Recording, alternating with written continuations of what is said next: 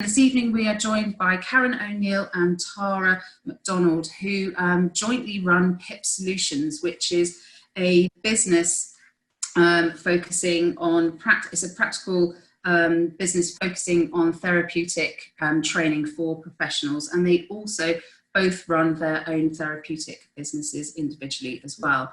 Karen and Tara were here 2 weeks ago to talk to us about how to support our children during uncertainty. And if any of you missed it, you can re-watch the video. It is available on the Zest Global Events Motivation in Isolation page, and you can watch any previous events there. So if you want to re-watch that session, please do go and visit it, and it is there. This evening, we are going to be talking about how to engage your nervous system and regulating your child. So Karen and Tara are going into a bit more depth and following on from our first session 2 weeks ago.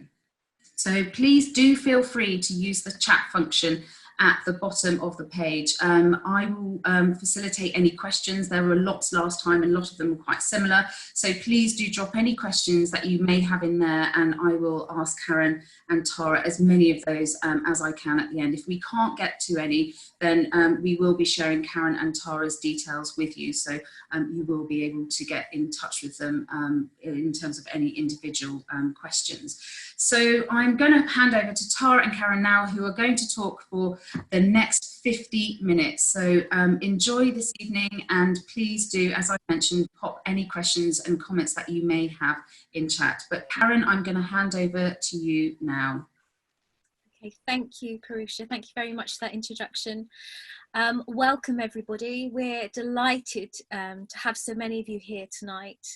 And for those of you who returned and coming back to this second workshop, welcome. And for those of you for this is your first workshop, welcome too.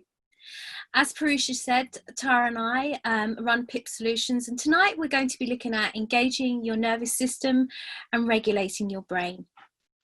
And what we're going to be covering is understanding your child's regulation system, considering your own nervous system, and using this knowledge to co-regulate with your child. And the aim would be is that you as parents can take something away from this workshop for yourself, but also you can take something away for the relationship with your child and you. All right, so let's have a look at your child's regulation system. What do we mean by regulation?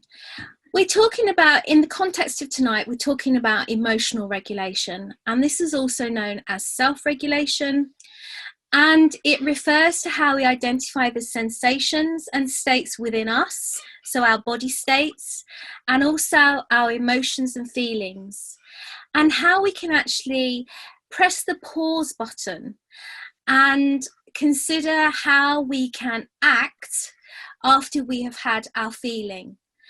And emotional regulation is not a skill that we're born with, and it's actually parents who are going to help support their children through co-regulation and to help them ultimately be able to regulate themselves. So I just want to say something about emotions and feelings, because they are different. And emotions are common to all of us, and they are really, really body states that we experience, and they inform our emotions. So for example, we might notice that we have a fast heart rate because maybe we're feeling fearful. We might notice that we've got butterflies in our stomach because maybe we're feeling happy or maybe we're feeling anxious. We might notice that we've got flushed cheeks because perhaps we're feeling angry, maybe we're feeling embarrassed. So our emotions about our body states, and we start to label, give them a feeling name.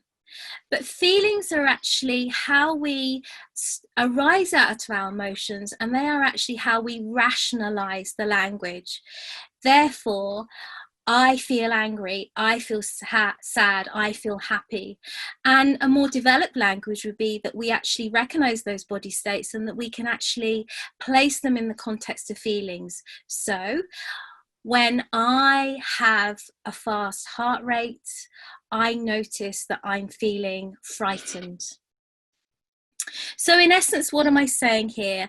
I'm saying that, or we're saying that emotional regulation is our ability to be able to manage our feelings, our body states in the context of any situation.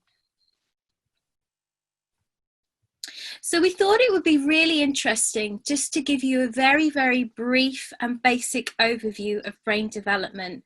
We're fully aware that brain development is incredibly complicated, but we're going to keep it hopefully very simple for you this evening. And we decided to give you this image and think about the triune brain. And that was developed by somebody called Paul MacLean in the 1960s. And he developed this thinking about the evolution of the brain and thinking about the need for us to survive as human beings. And if we look at this diagram, you can see that there are 3 levels, and I'm going to go into those levels now. So thinking about the reptilian brain, you can see that it's instinctive. It's the oldest part of the brain, and actually what it does is it supports our life support functions. What do I mean by that? It supports things like our heart rate, our breathing, our digestion, our movement. And it's also about the need for us to survive and also our stress responses. And our stress responses are our fight, flight, freeze positions. And what it does is it helps us to manage danger and potential danger. So you might notice that your child very, very quickly goes into a fight, flight, freeze position because they feel in danger, because this part of the brain is about survival. And you might see them being incredibly aggressive in a moment, or you might see that they run away. You might see that they retreat or disengage. This may be, or this may inform you that they're in their reptilian brain. Next, we have the mammalian brain. And this actually deals with emotions and strong emotions, and what it's trying to do is trying to regulate the fight, flight, freeze position, and it's also trying to regulate our motivations. So actually it can be in conflict a lot of the time. And then we have the upper part of the brain, which is the new brain. This is the newest part, and actually it's the biggest part of the brain. It's about 85% of our brain. And what this part of our brain does, it's very, very complex, and it handles more complex emotions. And from the purpose of this workshop, we want to emphasize that it manages empathy. And empathy is really, really important, because if you have empathy, what you become aware of is your feelings.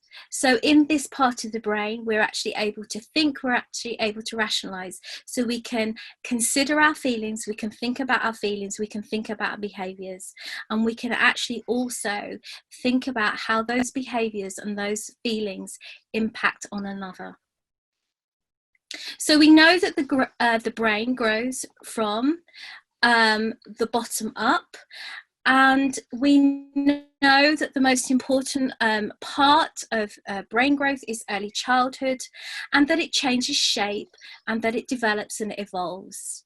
And we also know that a baby's and a child's brain is very, very sensitive to the environment, very, very sensitive to life experiences, and very, very sensitive to relationships, particularly parent relationships and caregiver relationships in those early days. And all of these are going to affect the way in which your child's brain circuits develop. And you might like to think that actually through the experience with your child, you're helping to build their brain. Just to add there before we move on, Karen, that something that it's important for us to consider is that certainly for younger children, up until the age of about sort of 3, 4, 5, children spend most of their time in using their mammalian brain to operate and their reptilian brain. So this part of this rational thought and all of that really doesn't develop. And it actually, we know, doesn't develop now until you're about the age of 25 fully. So this process takes an awful long time for it to sort of come to its full capacity. Yes, and it's important because we know that the brain it has plasticity, and that there's always hope and potential. And I think that's important to say for perhaps adoptive parents who maybe have adopted their children a little bit later, maybe children who are in the foster care system, but there's always hope and potential. And as Tara says, you know, up until about the age of 25, and actually there's current research to indicate that the brain is actually growing and evolving beyond that age as well. Okay, so we have a short video here that we would like to show you, and it's supporting what I have just spoken about.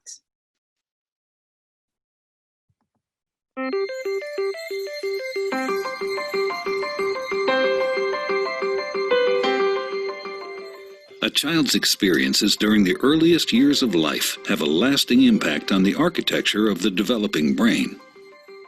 Genes provide the basic blueprint, but experiences shape the process that determines whether a child's brain will provide a strong or weak foundation for all future learning, behavior, and health. During this important period of brain development, billions of brain cells called neurons send electrical signals to communicate with each other. These connections form circuits that become the basic foundation of brain architecture. Circuits and connections proliferate at a rapid pace and are reinforced through repeated use. Our experiences and environment dictate which circuits and connections get more use. Connections that are used more grow stronger and more permanent. Meanwhile, connections that are used less fade away through a normal process called pruning. Well-used circuits create lightning-fast pathways for neural signals to travel across regions of the brain. Simple circuits form first, providing a foundation for more complex circuits to build on later. Through this process, neurons form strong circuits and connections for emotions, motor skills, behavioral control, logic, language, and memory during the early critical period of development. With repeated use, these circuits become more efficient and connect to other areas of the brain more rapidly. While they originate in specific areas of the brain, the circuits are interconnected. You can't have one type of skill without the others to support it. Like building a house, everything is connected, and what comes first forms a foundation for all that comes later.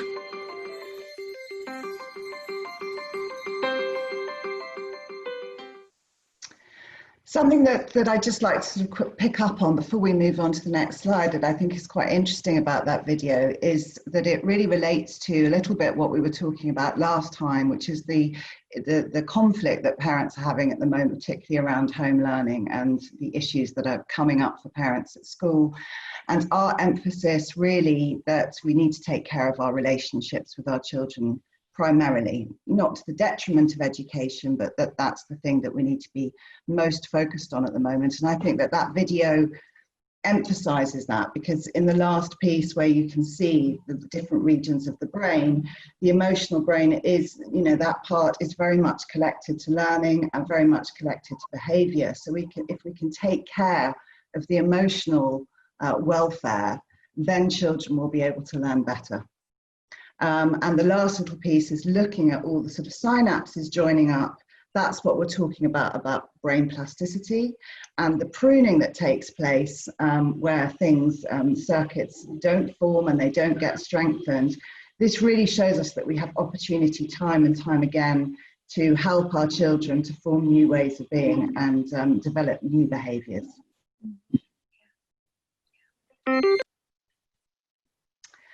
Okay, so we've had a little look at the brain and discussed about how the child's brain develops, and really this has a big impact on self-regulation and using the capacity for child growth and development and how we respond in the early years.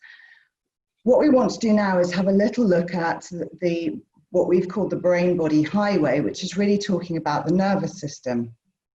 And the nervous system is something which affects all human beings in the same. We've developed, to the adults that are present here today, we're assuming to a greater or lesser extent, have developed the capacity for self-regulation. So we're not in the same position of brain development as our children. But what we do share with our children is this nervous system response to things. And so we just wanted to talk about that a little bit more today. So we are discovering more and more that, as Karen discussed, we've got the fight-flight responses in our brain, and that happens in the reptilian brain, and that causes us to behave in certain ways through thinking about reactions to things. But actually, we're now discovering that our behavior is very much guided by our nervous system. And our nervous system, the autonomic nervous system specifically, which we're going to refer to as the ANS, because otherwise I'll continue to get my words in a muddle, is constantly detecting for threat or safety. And it's doing this without any thought. We don't know that we are doing this. So there's a constant wave of us checking out whether or not our environment, our internal world, or the people we're with are making us feel under threat, or whether they're making us feel safe. And I think it's really important for me to clarify at this point what we mean by threat. Because threat is a tiger or a lion, obviously, but in this context, and in the context of the nervous system, a threat can also be, you've just finished home helping your child learn, you've come off a conference call, and you go into the kitchen and someone hasn't unloaded the dishwasher. That can be a threat to your nervous system because it sends you into a reaction, okay? And what we need in order to get us back to a place where we're feeling calmer is an other. And our nervous system is really reliant on other people's nervous systems. We are connected beings, and we're discovering more and more that it is a biological imperative for us to engage with other social beings, that our nervous systems need to speak to each other all the time. And it is the nervous system that informs the brain whether or not there's potential threat and what it does with it. So this is a part of us, this is a part of you that continues to be on guard and seeking and searching at all times. I just want to say as well, Tara, that we do want to place this into the context tonight of emotional regulation, because we also know that trauma will be feeding into the ANS a lot, but we're not talking about trauma tonight. We're talking about emotional regulation, and we're talking about perhaps minor triggers rather than big traumas, big traumatic experiences. Yeah, absolutely. So your nervous system is going to ask itself, is something making me feel threatened? Okay, dishwasher threatened in this context. So you finish your call, you come off, you go into the kitchen, and the dishwasher hasn't been unloaded. And your nervous system will immediately ask itself, can I stay socially connected in this situation? Can I reach out to someone else, or can I do something which makes myself feel calm and socially connected in this space, in the here and now? If the nervous system decides that's not an option, it moves down and it immediately says, can I survive by running away from this? So in the context of dishwasher, slamming doors, leaving, going into another room, just disappearing from the dishwasher. If our nervous system decides that's not going to work, then within a matter of microseconds, it will go into a fighting back mode, which in the context of a family household could be shouting, could be starting an argument, could be reacting very spontaneously in a very what we call mobilized position. And if that doesn't work for us, if that doesn't make us feel safe, then we might go down to the very last piece, which is the closing down, which is the hopeless state of there's just no point. I can't do this, so I'm just going to shut down. So this we're analysing internally and without thought constantly. And we need to remember, in the context of both your own behaviour, our own behaviours, and our children's behaviour, that behavioural responses to the ANS start there, and it is without thought.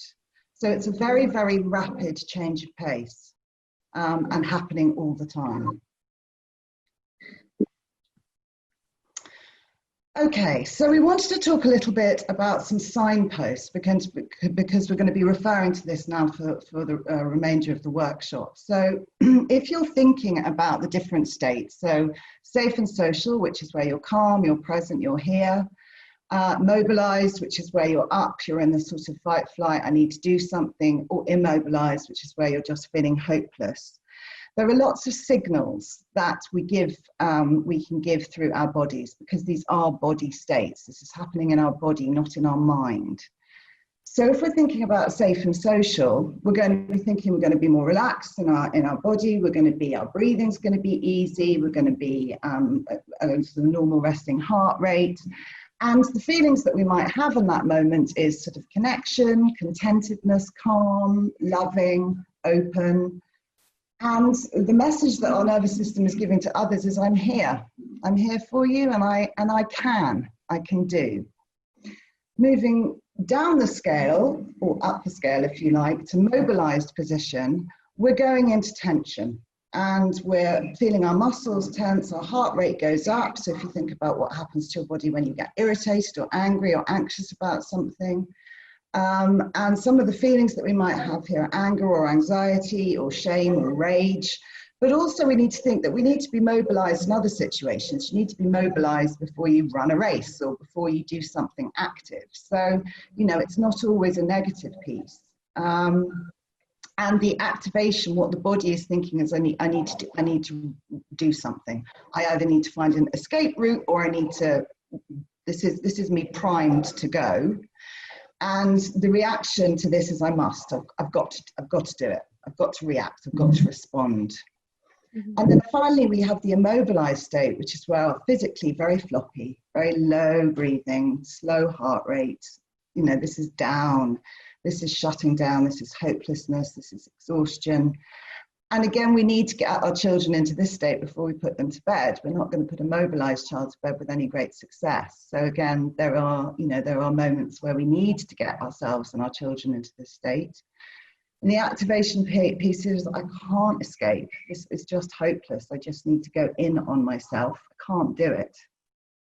And something that Karen and I were sort of reflecting on was the fact that we are, I myself, before this workshop, felt myself go through 100 different body states, mainly mobilized, if I'm honest, and feeling in my own body, sort of dry mouth, hot cheeks, feeling quite activated. And as I'm going through this workshop, I can sort of feel myself getting down to safe and social. And so we do these fluctuations all the time. Mm-hmm. And I can recognise those feelings for myself as well, Tara, just leading up to this workshop. But we were also saying that for us, what we recognise is that we feel safe and social because we're in connection and engagement with each other, and we've known each other for a while now, and there's something about our relationship that enables us to feel calm and content and safe, actually. Absolutely. And I think, and this sort of brings us on quite nicely onto the next piece, which is looking at the fact that our nervous system, our ANS, is wired for connection, and that we have to be connected to another. It's a biological need, or actually we don't survive. And so this co-regulation is what we bring to each other, and we can lend our nervous systems to other people, which is what Karen and I are doing for each other now, is that you can lend this sense of, I've got you, through it's a very sort of automatic body state.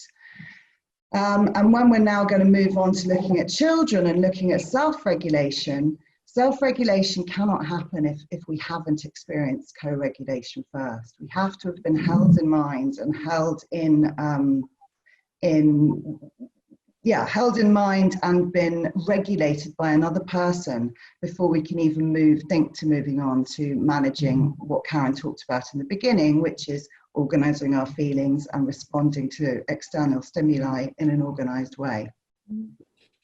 And important in co-regulation to emphasise is that babies and children they are co-regulated in the first instance by their parent, their caregiver. They can't be co-regulated by a sibling in the first instance. As they start to develop and evolve and grow, then we can become co-regulated by other people.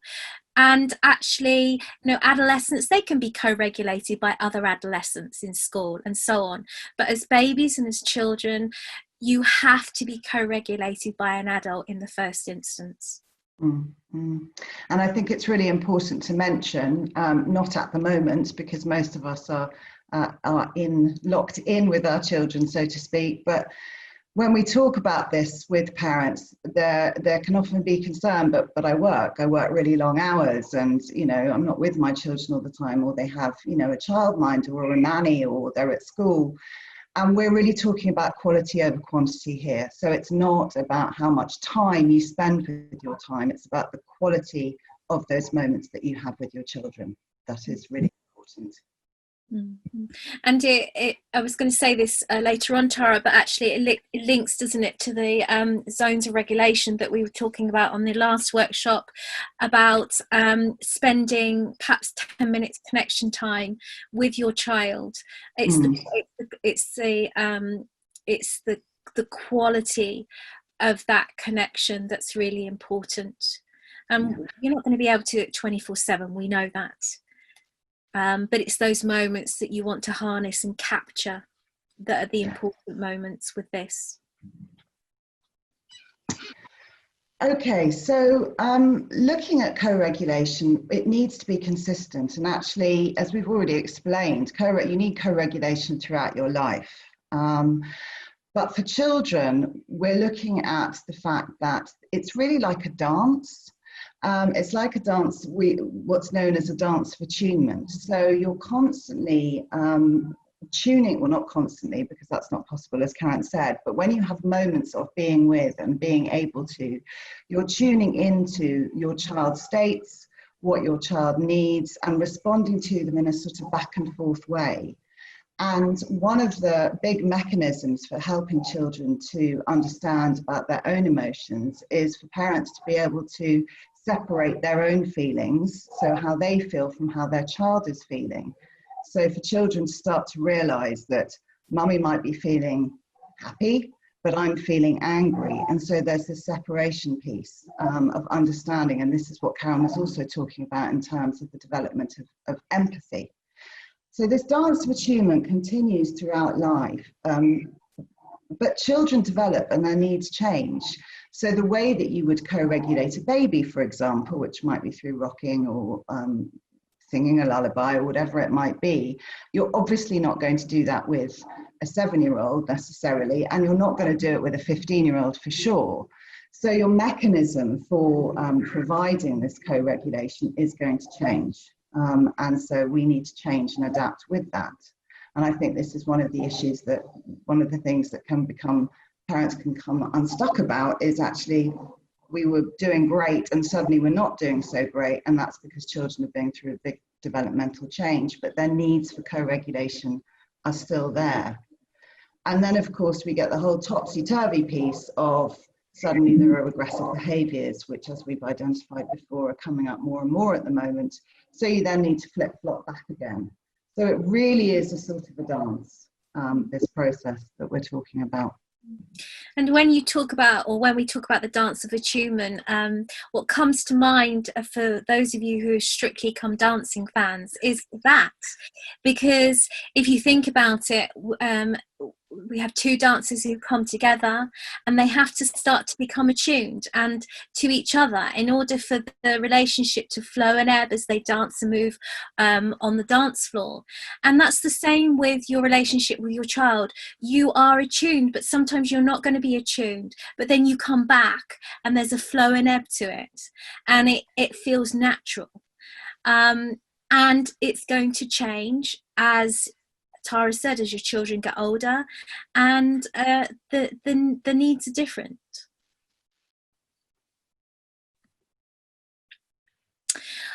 Okay, so what would we like to offer you tonight? We were thinking about how can we try and put this into a metaphor for you, and we came up with the idea of a house. and we've called it PIP's parental scaffolding model, because we know that in order for houses to be built, they need scaffolding, and houses are structures, and once the structure is built, then everything else inside can be contained. So we're going to go through these elements here in terms of our scaffolding model. So first of all, we're going to be this is related actually to parents to start off with. There are many attributes that parents have, and there are many attributes that could be developed, but we pulled these together and thought that these were the 4 essential ones or important ones for us. So being present, it's really important for you as a parent to be present. You're not going to be able to be present 24/7.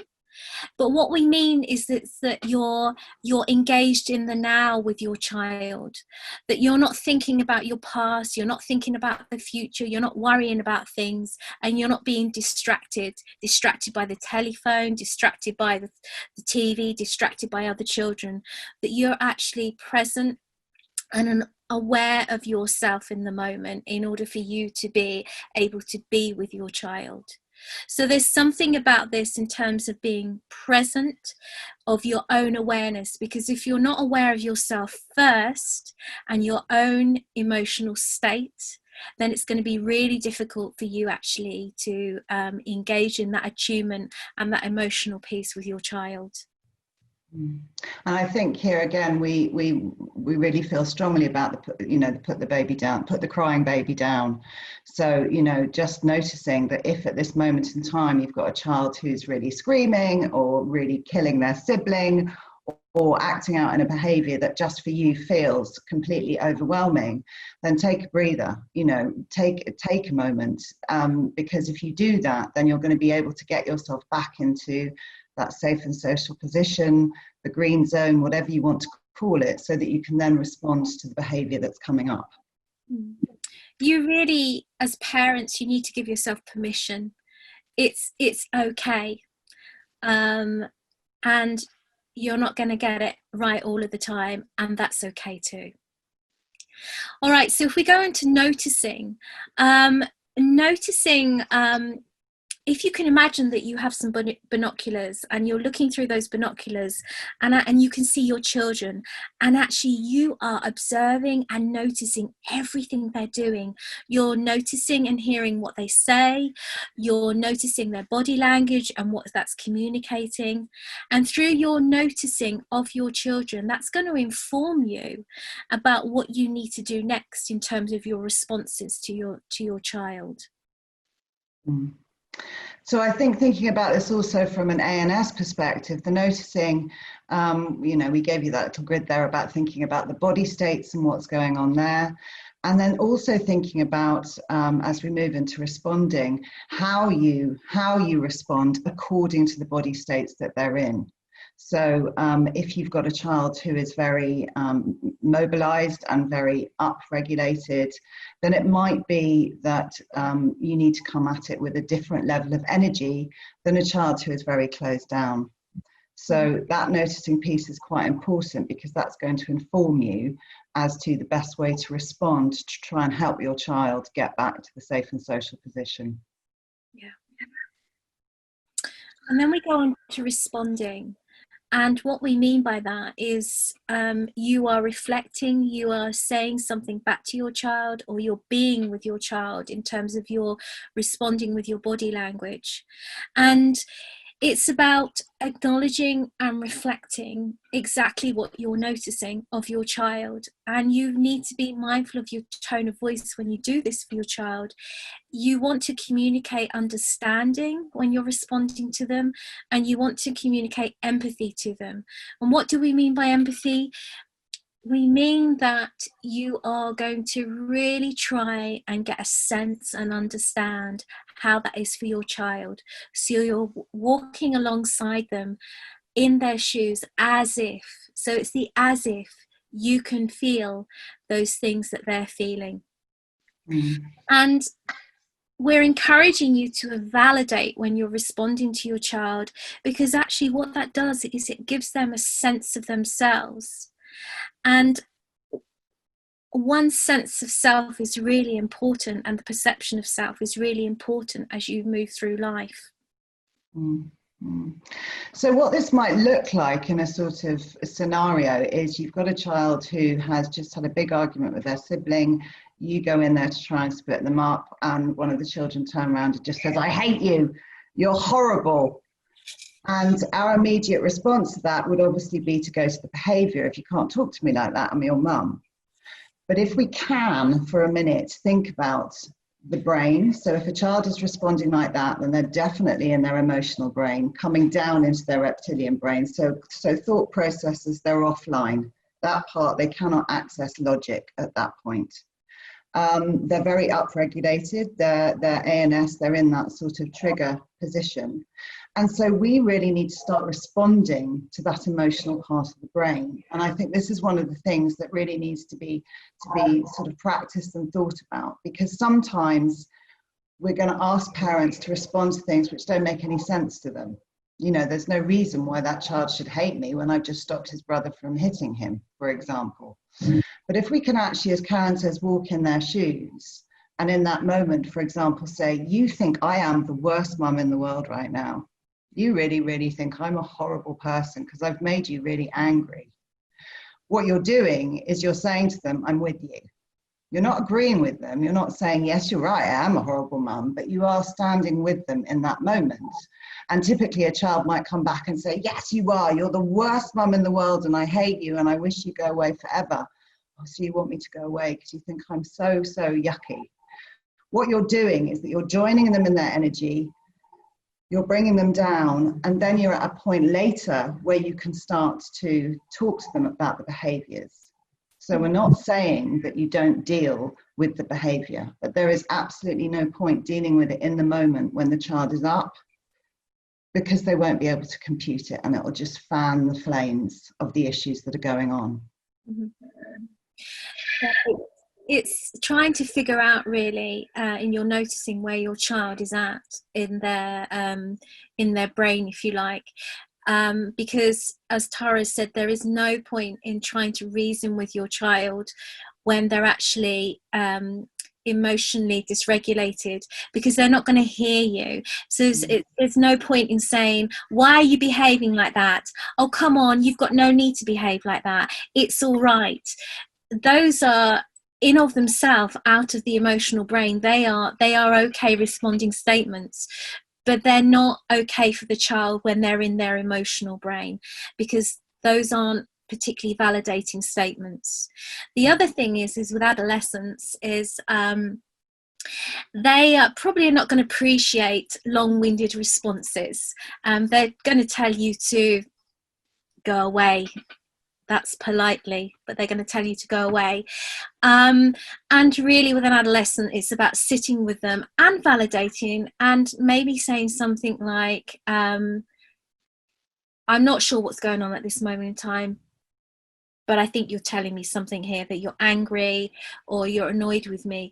But you can just say to them, "I'm not sure what you're telling me, but I think you're telling me that you're really annoyed with me at this moment in time." You know, adolescents are going to be stropping off and they're not necessarily going to be wanting to tell you what's wrong. So at some level, you're going to have to guess a little bit, but that is hopefully going to be helped and informed by your noticing of them.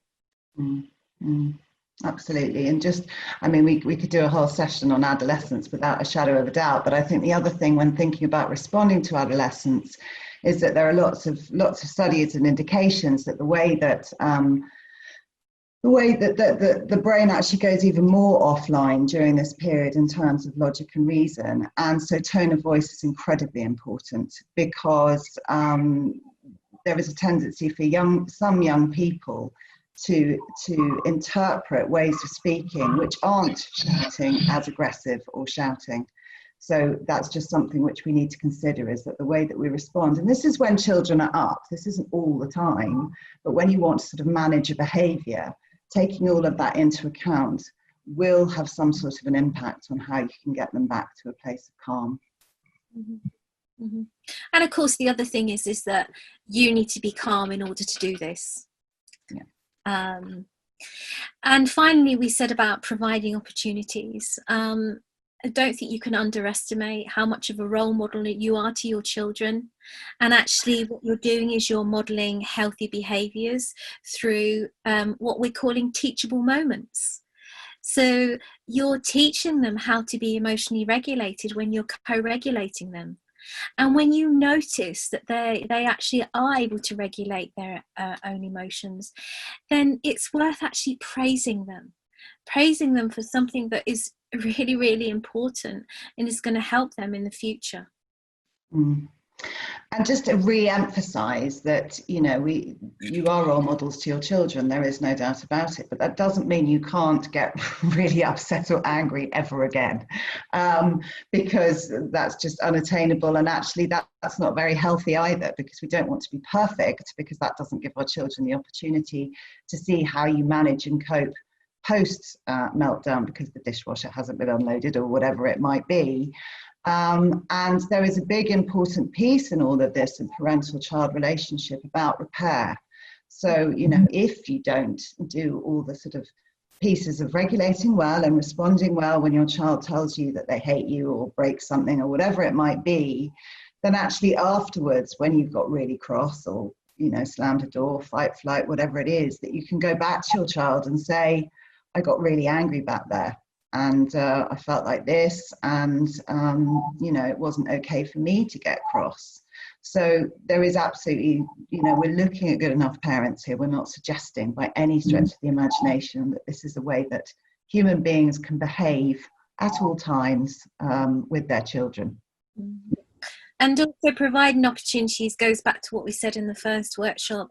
It's about having some quality connection time, and it's that zone of regulation that we spoke about. And for those of you who weren't able to attend the first workshop, you know, please do go ahead and have a look at that one.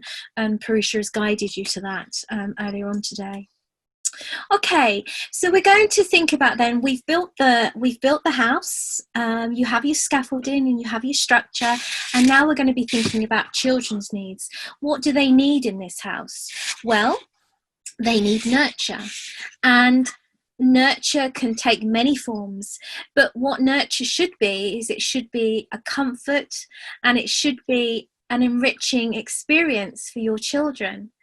And we're thinking about touch here, and the touch we're talking about safe, loving, caring, nurturing, appropriate touch. And of course that's going to change depending as your child gets older. And what we know is with those qualities of touch is that oxytocin is released, and oxytocin is also called the love hormone. And what do we mean by that? We mean that when it's released, it actually creates bonds, and there's nothing more important than the bond with your child. So if we can get this nurturing touch going, then it's really going to help that bond between you and your child. And it could be that your child actually seeks you out for touch. And it could be that they want to cuddle, they want to be rocked, they want to be held. It could be with the adolescents, they just kind of want a touch on their shoulder, or they want a pat on their head. But touch is really important for all of us. Touch is important for us as adults as well. And it has a calming effect on us. Yeah, and I think the thing about sort of touch and nurture in that way that we also should sort of say is that not only does it sort of cause a response of oxytocin, but it actually reduces the stress hormones as well. It sort of keeps them at bay. So it does have a very regulating effect in that way. With adolescents, you might notice that, you know, your child goes into what a very good friend of mine calls the tunnel, and they start not wanting you to sort of touch them or hug them or any piece like that. But what could happen is your child could come home from school and sort of give you a punch on the arm. You're like, all right, mum. Now that is them seeking touch in a way that is acceptable to them. You know, sort of whatever it might be, as Karen said, a squeeze on the arm. So any of that is just to be considered for older children as well. And of course, with the regression, then it can go backwards. And sorry, one very quick last piece when we're thinking about touch is also consider the states that your children are in. Because if a child is very low, if they're in a very down-regulated state, if they're immobilized, then touch might be utterly appropriate. If you've got a child who's very up, now it could be that just a rub on the hand could work, but that could also trigger a response. So, you know, this is just something to be considered when we're managing these behaviours. Another point about touch as well is that your child will gain a sense of their body and how their body works, and also to gain mastery over that. So where their body starts and ends, and where another person's body starts and ends. And the other thing that I didn't say was that a really important, if you like, touch position is rough and tumble play. And we know that rough and tumble play is really important sort of around about the age of 2 or 3. But I happen to think, as I've sort of worked in this field for a number of years, and Tara, I think you're the same, is that you see rough and tumble play throughout the ages and now. And you see rough and tumble play with adults too. So it's a really important piece for nurture, rough and tumble play. Okay, so if we look at structure, what do we mean by that? Well, your children, they need structure, they need limit settings, they need boundaries, they need routines, and they need consequences, appropriate consequences to be followed through. If your children don't have structure, then they're going to be flailing. They're going to be really flailing. And the other thing is, with structure, if we think about boundaries and limit setting, that has to change as well as the child develops. Some boundaries, some routines are non-negotiable. But there also needs to be some flexibility within this. Why? Because your adolescent child is not going to clearly need the boundaries that they had when they were 2 years old. Maybe they do, actually, thinking about it. However, what's important with the flexibility in terms of structure is that you're giving your child a little bit of control. And if you give them a little bit of control, what they do is they start to gain mastery over that control, and they don't take advantage of it. If your boundaries are so tight and they're non-negotiable, and I'm talking about everything in life, and they're very, very rigid, your child doesn't learn how to be in charge and to control. And we need them to experience that in order not to be controlling when they're older. And I think the control piece is very interesting, because children who tend to not have very much structure, who don't really have sort of boundaries, actually start to be quite controlling. And so it's this really fine balance of providing, and the metaphor that I use is giving your children sort of operating as though you're a silver box with a velvet interior. So there are some very definite boundaries and structural pieces that you have in place, but inside that there is a bit of flexibility, there is a bit of, you know, cushioning to that.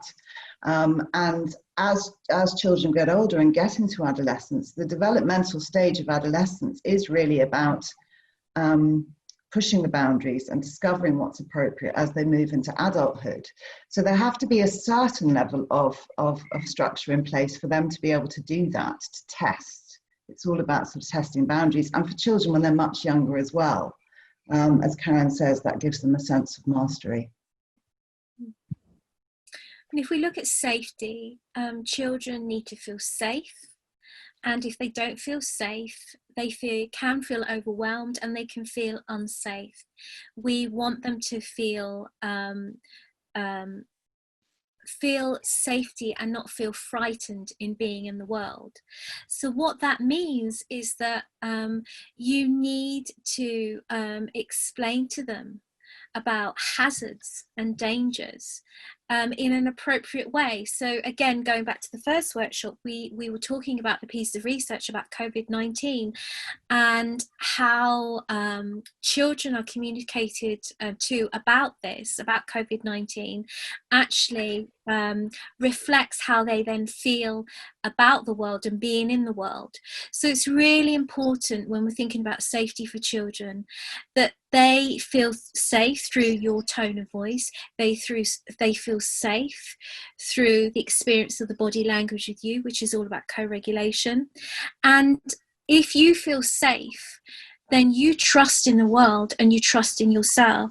And what that allows you to do is it allows you to be autonomous, and it allows you then to move through life and actually to be independent and to be regulated, emotionally regulated in a way that's going to help you to be able to manage yourself. And I think the two, nurture and structure, if we're looking at this from a perspective of emotional safety, the two sort of pieces that are going to create a level of emotional safety are providing your children with structure and providing them with nurture. So that sort of feeds into the emotional safety. And as Karen said, if you have a sense of emotional safety, then you are much more likely to be able to cope in life as you get older with disappointments, with things happening to you, because you kind of have this sort of security, psychological security blanket, if you like, if you've experienced that you have parents or caregivers who are reliable and consistent, and you knew how far you could push them and what the rules were, and that they had this sort of level through noticing and responding, this ability to sort of understand where you're at some of the time, not all of the time, but some of the time. And finally, we thought about guidance. Your child needs guidance on emotional regulation. Going back to the earlier slides, babies aren't born in knowing how to emotionally regulate. It's a skill that has to be developed. So your child needs to be guided on how to emotionally regulate through that co-regulation. And they need you to be calm and understanding and consistent with those responses so that they can learn about this, and also that they can learn about empathy. So again, it's a bit like we said earlier on with the attributes for the parents. You're guiding them and shining a mirror to the world for them, to help them navigate the pathways that they have to in life. Mm-hmm. And I think with that guidance, you know, it's through, as we've said, through modeling your reaction to your own emotions. But I just want to emphasize the good enough parent bit again. You know, this is not about getting it right all the time. It's just really important for us to make that clear, particularly at the moment when we've all got so much going on, and sort of levels of guilt about not being the perfect parent are probably quite high right now. Good enough is okay. Yeah. All right. So now we have Pip's house. So we've got the scaffolding, which is you, parents. And now we have the children's needs within the house being contained. And if we can think about these attributes, if we can think about your children's needs, then what you're going to get is you're going to get a lovely dyadic piece between you and your child, the attunement, the co-regulation, and the dance of the future. So just to finish up today, we thought that we would bring everything that we've talked about and have a little look together with you at a typical family meal. So here we're going to show you a short video of a mum with three of her children at a dining room table, and just have a little look and see what's going on. And then following on from this video, we're just going to show you chop it down into 4 segments and have a little discussion or share with you our thoughts on what's going on from a nervous system perspective, and some little recommendations we might have for the mother without being judgmental. So this is just some supportive ways that we might suggest she might have helped her children in a different way. So, how about you, Vi? How's school? Nothing to report. You've hardly touched your food. I'm not hungry for meatloaf. Well, it is leftover night. We have steak, pasta. What are you hungry for? Tony Ridinger. Shut up. Well, you are. I said shut up, you little insect. Well, she is. Do not shout at the table. Honey? Kids, listen to your mother. She'd eat if we were having Tony loaf. That's it. Stop! We're gonna be toast! Stop coming in the house. No. Sit down. Hey, no force fields! You started it. You sit down. You sit down.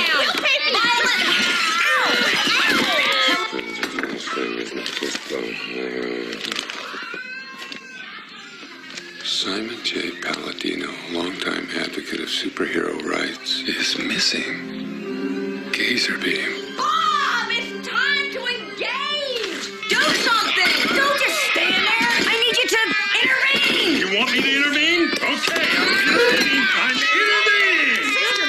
Let go of your brother. Okie dokie. So I'm now going to show you the next four, and I should have said before I showed you these that I am massively activated and mobilized right now, because every time we've practiced this I've messed up the video, so I apologize in advance if that happens, but let's see how we get on. Right, so this is the first piece that we just wanted to chat. So, how about you, Vi? How's school? Nothing to report. You've hardly touched your food. I'm not hungry for meatloaf. Well, it is leftover night. We have steak, pasta. What are you hungry for? Tony Ridinger. Okay, so looking at this from an A&S perspective, we have a mum who is got three children there, and very clearly from the offset we can see that her two children are of very different nervous system states. You've got one child, the girl, who is very, very low. She's very down, she's very fed up, she's hopeless. And you've got her son, the little boy, who is very activated and very up. And I would suggest that mum, from the offset, has come into this, and there's a little bit of dysregulation from her as well. She's a little bit activated, and she clears her throat. There are some body signals there. And so she comes into this situation, and then we have the baby, who seems to be consistently safe and social and having a marvelous time. So this is a perfect example of how in a household, at a dining table, this isn't a typical household, but at a dining table, you could have four people with four very different bodily, emotional experiences that are going on. Okay, moving on to the next clip. Sorry. Oh, how about you, Vi? Sorry. I just wanted to say the reason that we wanted to show you that clip is because it is about seeing the different body states. It really highlights that piece. Right, hang on a minute. Here we go. Okay. So, how about you, Vi? How's school? Nothing to report. You've hardly I knew I would. I need to get to the next one. Here we go. Sorry about that. Shut up. Well, you are. I said shut up, you little insect. Well, she is. Do not shout at the table. Honey? Kids, listen to your mother. Okay, so this scene, we have the little boy who's very upregulated. Now, what often happens in sibling relationships is that you have one child who's very upregulated, and they're going to do everything in their power to try and get their siblings into the same emotional state that they are. And this child is doing it brilliantly. He's found the one trigger that's going to get his sister incredibly riled, which is talking about a boy that she fancies. And he succeeds. He succeeds beautifully. Mum, for her part, is, again, there's a pointer here that we can see that she is not picking up on the nervous system signals that are given out, because she tells her children to stop shouting. Now, her children actually haven't started shouting yet. They do very quickly. But what she does do is seek out some co-regulation or some support from her partner, who's in the next door room, who is himself low and disengaged from the situation. Meanwhile, we have baby who's carrying on giggling and being very happy in the corner. Shut up. Well, you are. I said shut up, you little Have I done insect. it again? She is. Do not shout at the I table. have done it again. I don't know why I can't get this right. Okay. You're doing a good job, Tara. Eat if we were having Tony loaf. That's it. Stop! Stop! You're gonna be choked! Stop coming in the house! No! Sit down! Hey, no force fields! You started it. You sit down! You sit down!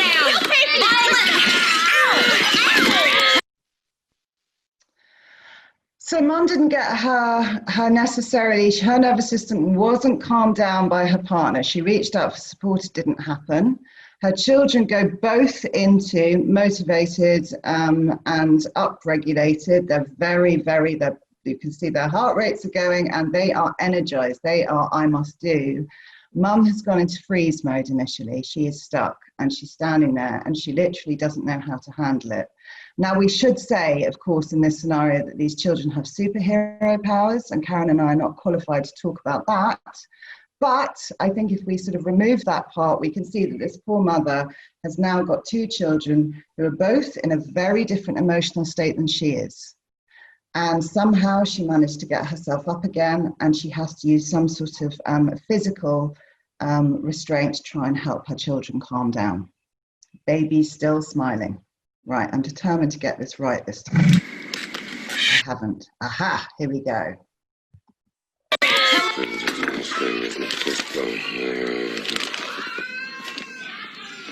Simon J. Palladino, longtime advocate of superhero rights, is missing. Gazer beam. Bob, it's time to engage! Do something! Don't just stand there! I need you to intervene! You want me to intervene? Okay, I'm intervening. I'm intervening. Let go of your brother! No. So in the last piece, we focus on Dad a little bit, and Dad is also in low mood. And actually, the cartoon, the people who do this are absolutely brilliant, because another signal, which there are so many, was that his eyelids were very low. So he was in low state, and actually he read something in the newspaper which caused him to change states. So he went from being immobilized to mobilized, which was very fortunate for Mum, because that was the point that she called out for his assistance. And this time he responded and he came in. And whilst we're absolutely not advocating for a father to come in and lift up his entire family on a table, what he did do was he came in at the same energy as everybody in the room. So he came in, he checked in with his wife, do you want me to get involved? And energetically, he met his children. He met the two siblings. And so when the doorbell went, because they were all in a sort of contained unison of being in the same energetic state, it was like he sort of brought them together and they were able to come down again because there was an outside piece that came in that they could all hear. They were able to use the other senses at that point. Just to very quickly, because I'm mindful of the time, just to go to the 4 attributes, you can see that initially Mum was present, but she quickly disengaged because of the situation that was going on, and that continued throughout this clip. And we could see also that Dad wasn't particularly present initially, but when he came into the dining room, he was much more present. However, what is apparent is that the noticing is quite poor for both parents throughout. There are small moments, but overall the noticing is quite poor, and the responding, Mum is really trying her hardest to respond, but she's not present and she's quite disengaged. And Dad actually does respond at the end, but it's not particularly validating and not particularly understanding of the moment. And providing opportunity, well, actually there is an opportunity provided at the start. Mum is really trying her best, and here's the opportunity at lunch or dinner, but actually there's no follow through. And in terms of the children's needs, structure, yes, they're all sitting up at the table, but of course the limit setting is not there, and we can see that the way in which everybody starts to become overwhelmed and dysregulated. Safety, there's potentially an issue there, and if we think about the guidance, that's quite limited. Mum and dad aren't able to really guide and shine a mirror onto the children to help them to be co-regulated. And in terms of nurture, nurture is there to start off with, because we have a meal and we have the potential. And actually there is some touch going on in this scene, but it's not particularly loving and caring at that moment in time. And of course we have the baby who's seems to be absolutely aware of everybody, and seems to be aware of all the body states. That's a curious one, and we could spend a whole session on that. Okay. Yeah, so just to finish off, if we were being asked by Mum, what could I have done differently? What could I have done to have tried to stop my children from getting quite into such a state? Then it would have been at the moment of, it would have been the noticing piece. So she did try really hard. She asked her daughter what her day was like at school. She noticed her daughter wasn't eating.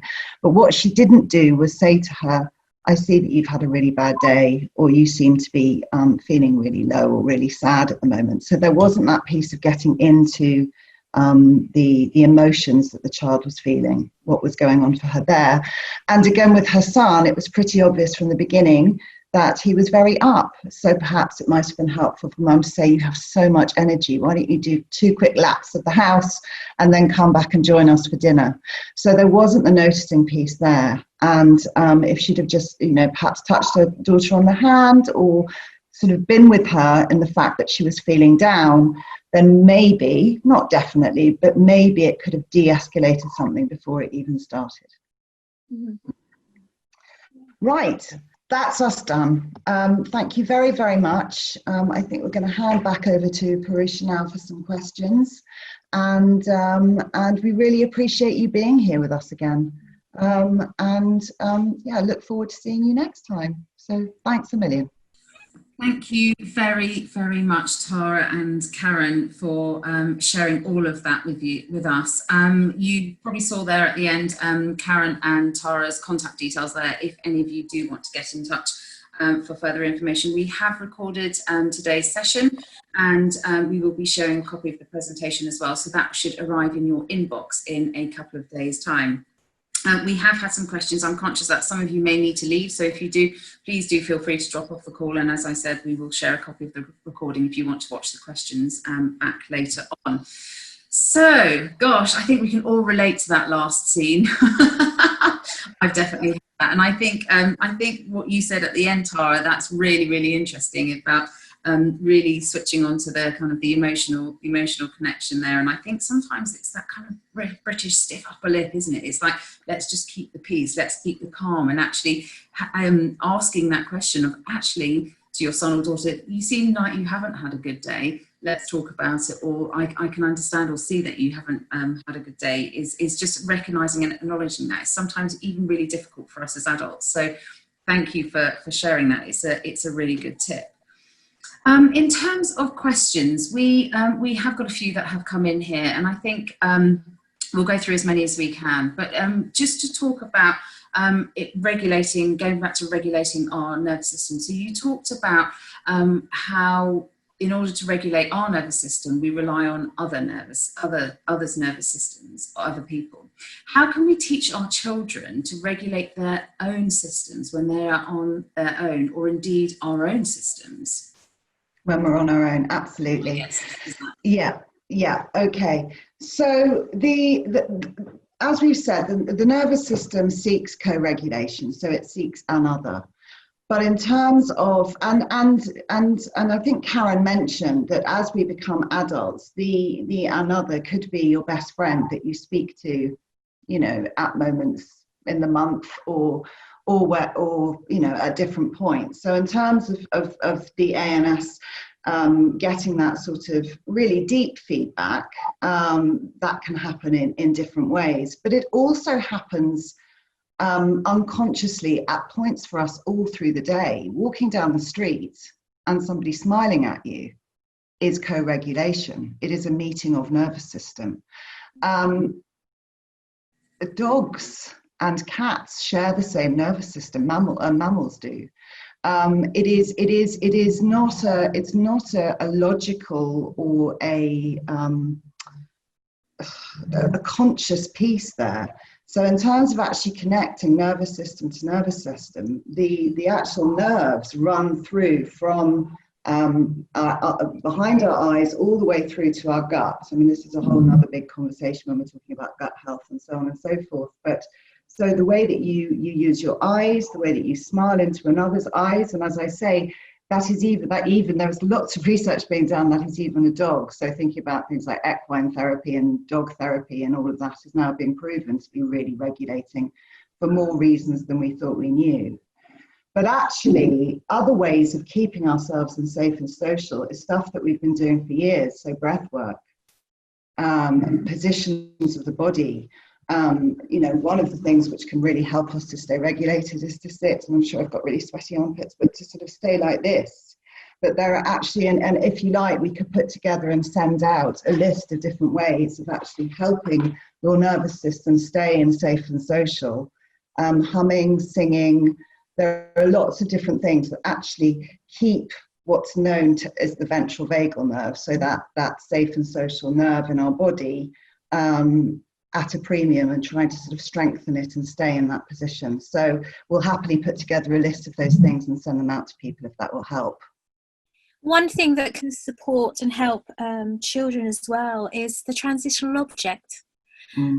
Because if you've had an experience from your parent of being co-regulated and you have a transitional object, and that you as a parent, if for example a piece of cloth and you've worn it around on your body so that the child sees that, and then you give it to them and you say, every time you have this, you can think that mummy or daddy loves you, that my love is with you.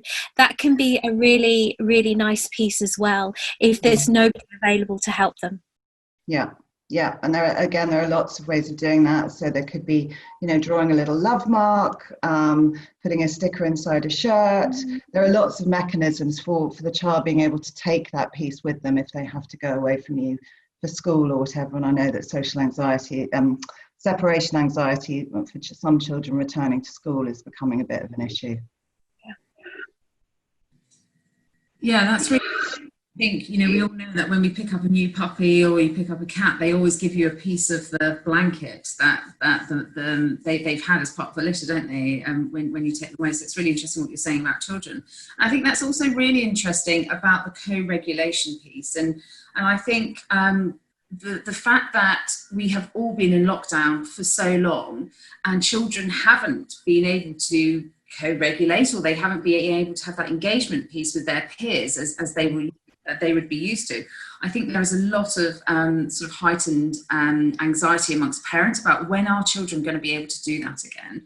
And actually it could end up being 6 months from March to September before they return to school. And so that poses the question about what is going to be that impact on children having been socially distant from their peer group, and maybe only having, if they're an only child, or they don't have siblings, or they don't necessarily have access to see other children, what potentially is the impact? And this may be a really sort of a deeper piece that we maybe need to go into another time, but I think it's certainly a concern that's coming from parents now, is what is potentially the impact that it's going to have on children and their nervous systems. I just, in terms of the co-regulation piece, I think it's really important to emphasise that it's the parent, the caregiver, that will be co-regulating their child in the first instance. And so if with this social isolation, families have been at home, and the hope would be is that parents have been able to do that with their children adequately.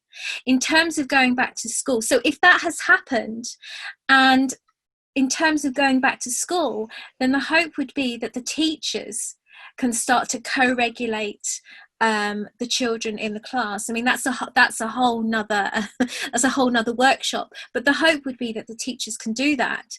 And once you have an experience of co-regulation and you have an ability to be able to self-regulate, then actually you can do that with your peers. So it's looking to see whether this has happened in the family home over this period of time in order to support this transition back into school, the emotional regulation piece. I mean, I think the impact of social isolation on children, it does depend on so many different factors. You know, it depends on temperament of the child. I mean, as we touched on very briefly last time, there are some children who are absolutely thriving through being home, and a lot of the, you know, some families that I'm working with, the children, you know, they're just happy, relaxed children, and so there are so many questions about this that we need to be thinking about, and that's through no fault of the school. There's temperament stuff, there's personality pieces, perhaps, I mean, yeah, there could be a list as long as your arm for reasons why. So the impact on children as a result of social isolation, I think, is going to be very many and very varied, and I know that's a really blanket answer, but I think it really does depend on the circumstances. I think many children will be absolutely fine.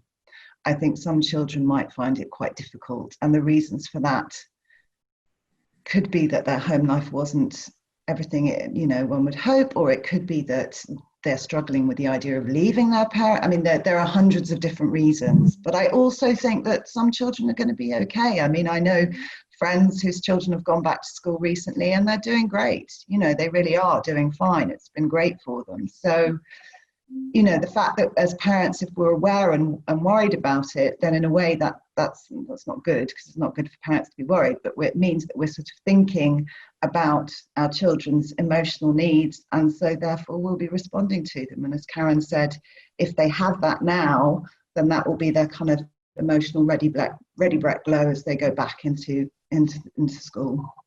I mean, one thing to think about as your child does transition back into school is maybe the transitional object, and there are many ways to do that. For example, you could get your child to choose an item of clothing that they really love you wearing, and if there's a spare button on it, get the button and sew it into their jumper. Perhaps a girl who's got long hair, get a scrunchie. Go out with her, buy a scrunchie for her, and again, wear it in your hair and then put it in her hair, and say to her, you know, when you're in school, you know that mummy or daddy are with you and that we love you, and so on. So the transitional object could be a really good piece to help the child transition back into school in terms of emotional regulation. That's really, really lovely idea. Really lovely. I'm really conscious of time, and we have got a few questions that have come in, which I'm actually going to pass on to Tara and Karen. And for those, because they are quite specific about some of your individual needs, so I am going to pass those on to Tara and Karen. I'm going to get them to email you individually with a response and contact you with a response to those, because I am just conscious that it's now 9:20, and to very much be aware that we need to be moving from the mobilised state to the safe and social state, and one of those things is getting enough sleep. So it's 9:20 and it's already gone dark outside because the weather has changed. So I'm really conscious that we probably need to draw things to a close. So just in terms of talking about the nervous system, Tara and Karen will put together a list and we will email it to you along with a copy of the recording and the presentation from today. And I just scribbled a few notes just about some of the workshops that we have already run on this platform, Motivation in Isolation, which can really support all of you out there. So we have run wellbeing workshops. We've run a wellbeing session for parents, and we've got another one coming up next week with Claire Traherne. So same time, 8 o'clock, and you can register on the Eventbrite link where you registered for this today. We have also had Dr. Sophie Bostock, who has been talking about sleep with uncertainty. So that was a really great session on all of the things that are possibly causing the disrupted sleep that many of us are experiencing at the moment. We have had breath workshops. Tara talked about breath earlier. So there is a recording of a breath workshop there and some very simple breathing exercises that you can inject into your daily life to really, again, help that nervous system. And we did run, we've run 2 nutritional sessions, and one particularly talked about gut health, and that was with Jennifer. So again, if you want to watch the recordings of those, and again, Tara spoke about gut health, and I'm sure she could deliver a whole session on that, but if you want to go and have a look at that and start investigating that now, there is a recording that you can have a look. There are many, many others as well that are talking about managing anxiety and self-care in difficult times. So do go and have a look at those. Those resources are all available for you to have a look at. If you go to the Zest Global Events web page, there's a button on there called Motivation in Isolation, and then you will be able to find all of the recordings there for you to watch back on demand. So thank you once again, Tara and Karen, for joining us. They are back in 2 weeks' time on the 25th of June, and we are going to be talking to anyone who is a new parent and or is involved with looking after very young children and babies in particular, if you have newborn babies. So do come back and join us on the 25th of June. We will be popping up the event over the next day or so that you can register for on Eventbrite. And of course, you are now all on our mailing list, so you will receive a copy of the mailing where you'll be able to sign up as well. So thank you everybody for joining us. Thank you again, Tara and Karen, and we look forward to seeing you again, hopefully next week or the week after. Thank you. Bye. Bye.